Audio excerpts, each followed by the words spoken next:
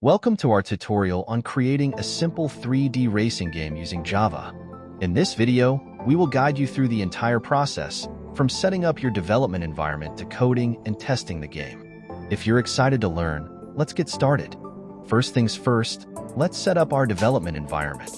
We will be using the Java Development Kit, JDK, and a game development library called libgdx, which makes 3D graphics easier to implement. Make sure you have JDK installed.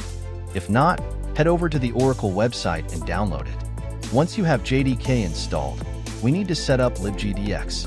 Open your terminal or command prompt and enter the following command to use the setup tool provided by libgdx. The setup tool will open a GUI.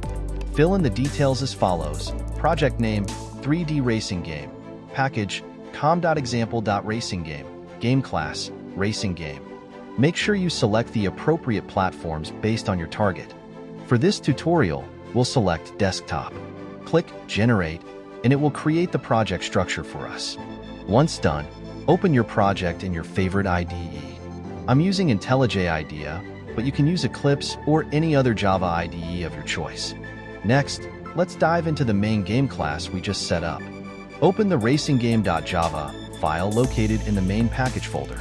This is where we will be writing our game logic and rendering. Here is how the basic structure of our game class looks.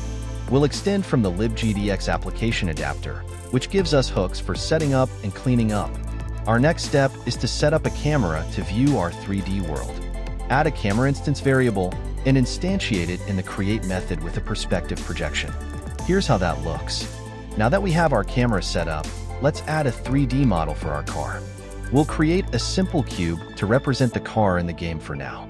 To do this, we'll use the Model Builder class from libgdx. We also need to initialize a model instance to render our car model in the scene. Let's do that. Now proceed to create a model batch to handle rendering our 3D objects. You need to declare a model batch object and initialize it in the create method as well. In the render method, we need to clear the screen and begin the model batch rendering. Let's add the necessary code. With all of the above code, you have the basic setup for a 3D racing game. Let's run the application to check if our car model appears in the 3D space. If all went well, you should see a red cube representing your car. Next, we'll start implementing user controls to drive the car. We'll add keyboard input using the input processor interface. In the key down method, we'll adjust the position of our car model based on the key pressed. Let's add some movement logic to it now. You might want to add some limits to how far the car can move. To do that, we can constrain the position along the z-axis. This ensures that our car doesn't go too far in either direction.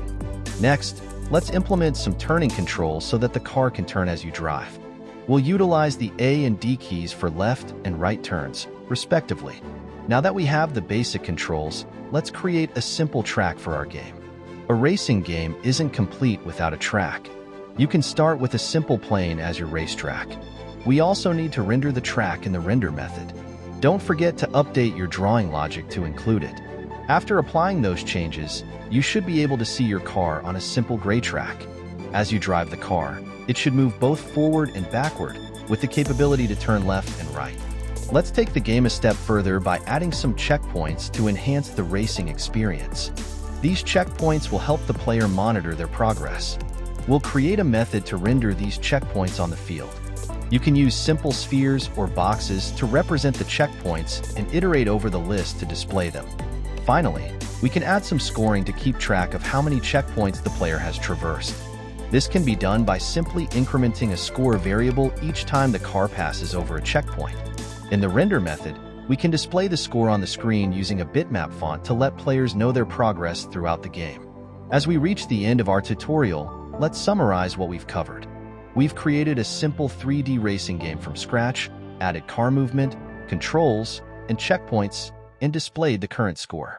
You can now expand this game by adding features like obstacles, better graphics, sound effects, and perhaps more complex tracks. The possibilities are endless. If you enjoyed this tutorial and learned something new, please hit that like button and subscribe for more Java programming content. Thank you for watching, and happy coding!